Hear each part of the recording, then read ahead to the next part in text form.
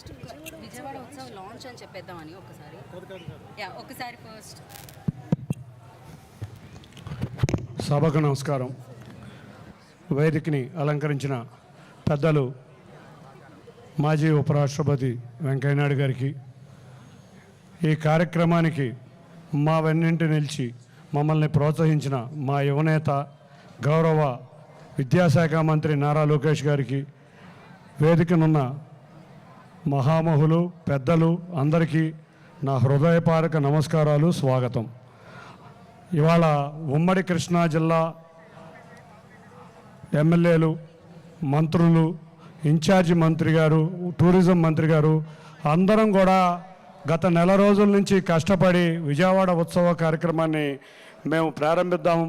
తప్పకుండా ఈ ప్రాంతంలో కనకదుర్గ అమ్మవారిని దర్శించుకోవడానికి ప్రతిరోజు దసరా సందర్భంగా 150,000 మంది భక్తులు వస్తారు.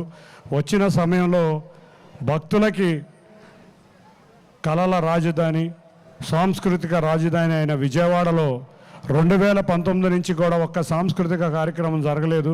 గత సంవత్సరంలో కూడా ఎన్డీఏ అధికారంలోకి వచ్చినాక మాకు ఇవాళ విజయవాడ వరదల వల్ల ఆ రోజు కార్యక్రమాలు లేట్ అవడం జరిగింది. లేకపోతే క్రిత సంవత్సరమే మేము ఈ కార్యక్రమాన్ని మొదలు పెట్టాల్సి వచ్చేది. అన్ని దేశ విదేశాల్లో దసరా అంటే మైసూర్, హౌరా, అహ్మదాబాదే గుర్తొస్తుంది. రోజు 1,50,000 భక్తులు వచ్చే అమ్మవారికి స్థానమైన కొలువైన విజయవాడలో ఉత్సవ కార్యక్రమం ఒక చేద్దామనే తలంపుతో నేను కానీ, జిల్లా అడ్మినిస్ట్రేషన్ కానీ, మా ఎమ్మెల్యేలు కానీ, మంత్రులు కానీ అందరూ మా గౌరవ నారా లోకేష్ గారికి చెప్పంగానే వారు మా వెన్నుంటి ఈ కార్యక్రమాన్ని తప్పకుండా లార్జ్ స్కేల్లో చేయండి అని వారు ప్రోత్సహించడం జరిగింది. వెంటనే ఆ విషయం గౌరవ ముఖ్యమంత్రి నారా చంద్రబాబు నాయుడు గారి దృష్టికి తీసుకువెళ్ళంగానే తప్పకుండా ఏం చేస్తారో తెలియదు, చేసేది చాలా బ్రహ్మాండంగా ఉండాలని ఆ రోజు మాకు చెప్పడం జరిగింది.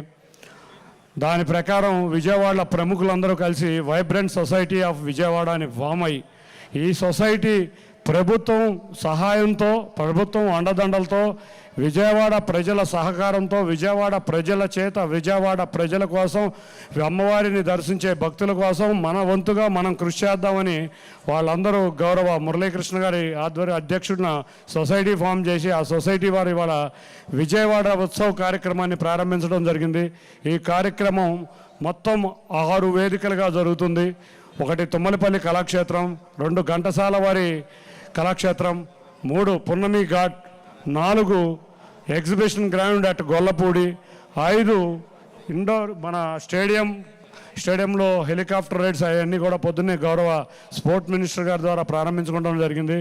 ఇటువంటి కార్యక్రమాలన్నీ మేము కొంచెం వాతావరణ పరిస్థితుల వల్ల కొంచెం లేట్ అవడం జరిగింది. కొన్ని చోట్ల ఇతర ఇబ్బందుల వల్ల కార్యక్రమం లేట్ అయినా దిగ్విజయంగా అన్ని చోట్ల కార్యక్రమాలు 24వ తారీఖు నుంచి ఎగ్జిబిషన్ కూడా స్టార్ట్ అయ్యే విధంగా, అన్ని కార్యక్రమాలు స్టార్ట్ అయ్యే విధంగా మేము కృషి చేయడం జరిగింది. చాలామంది వ్యక్తులు, దాదాపు 200 మంది వ్యక్తులు రాత్రులు కూడా నిద్రాహారాలు మాని ఇక్కడ కష్టపడటం జరిగింది. వాళ్ళందరికీ కూడా ధన్యవాదాలు. ముఖ్యంగా విజయవాడ నగర ప్రజలు చాలా చక్కగా ఎక్కడికక్కడ అవేర్నెస్ ప్రోగ్రాములు పెట్టి ఈ కార్యక్రమాన్ని ఎక్కడికక్కడ ఫ్లాష్ మాప్స్ పెట్టి, బైక్ ర్యాలీలు పెట్టి, కాలేజీల్లో ఫ్లాష్ మాప్స్ సొంతగా పెట్టుకుని అవేర్నెస్ క్రియేట్ చేశారు. బ్రహ్మాండమైన ఒక అవేర్నెస్ వచ్చింది. తప్పకుండా పెద్దల ఆశీర్వచనాలతో గౌరవ ముఖ్యమంత్రి నారా చంద్రబాబు నాయుడు గారు, అంతేకాకుండా మన ఉప ముఖ్యమంత్రి పవన్ కళ్యాణ్ గారు, నారా లోకేష్ గారు, అంతేకాకుండా మన వెంకయ్య నాయుడు గారు, అసలు ఉత్సవం అంటే విజయవాడ ఉత్సవం ఎవరిని ముఖ్య అతిథిగా పిలుద్దాం అనుకుంటే చక్కని తెలుగుదనం ఉట్టిపడిన వ్యక్తి, విజయవాడకి సన్నిహిత సంబంధం ఉన్న వ్యక్తి గౌరవనీయ మాజీ ఉపరాష్ట్రపతి వెంకయ్య నాయుడు గారు. వారితో ప్రారంభిద్దాం. తప్పకుండా చక్కటి వారి మాటల ద్వారా విజయవాడ విశిష్టతను విందామని అందరూ చెప్పగానే ఏకగ్రీవంగా అందరం కూడా వెంకయ్య నాయుడు గారిని పిలవడం జరిగింది. అంతేకాకుండా మేము మా గౌరవ మంత్రి గారైన నారా లోకేష్ గారిని చెప్పంగానే ఏదో ఒకరోజు ఉపరాష్ట్రపతిని పిలవండి అని మాకు వెన్నింటి తట్టి మమ్మల్ని ప్రోత్సహించారు. అదేవిధంగా మా ఎంపీలు అందరం కూడా రామ్మోహన్ నాయుడు గారి ఆధ్వర్యంలో మొన్న ఉపరాష్ట్రపతి గారిని కలిస్తే 24వ తారీఖు వారు కూడా విజయవాడ వస్తున్నారు.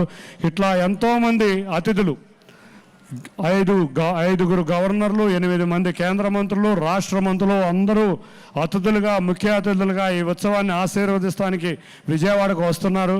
ఈ 11 రోజులు 5 ఈవెంట్లు, 250 ఈవెంట్లు, ఎక్కడా జరగని విధంగా మెగా ఈవెంట్లు చేశాం. దీనిలో ముఖ్యంగా కొన్ని కార్యక్రమాలు, 2-3 కార్యక్రమాలు వివరించి పెద్దలకి గౌరవించుకుందాం. ఒకటి,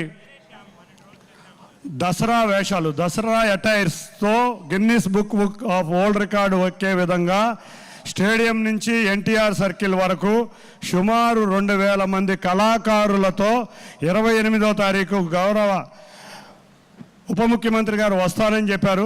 తప్పకుండా ముఖ్యమంత్రి వర్యులు, పర్యాటక శాఖ మంత్రి వర్యులు నారా లోకేష్ గారు అందరూ కూడా ఆ కార్యక్రమంలో పాల్గొనాలని మేమందరం కూడా కేంద్ర పర్యాటక శాఖ మంత్రి వర్యులను కూడా రావాలని కోరుకుంటున్నాం.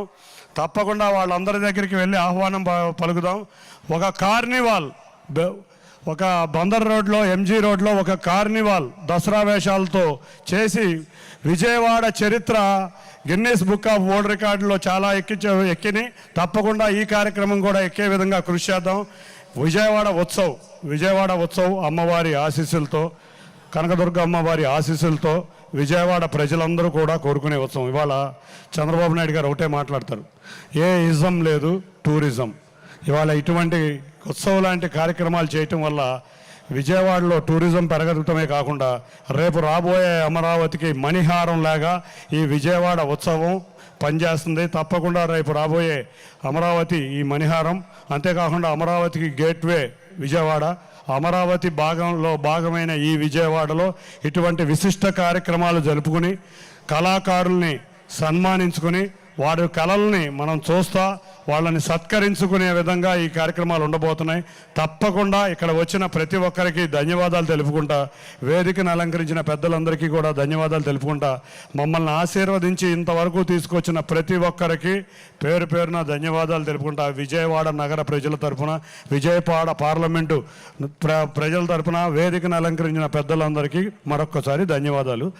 విజయవాడ ఉత్సవం వచ్చే 11 రోజుల్లో భారీగా ప్రజలతో మమేకమై బ్రహ్మాండంగా సక్సెస్ అవుతుంది.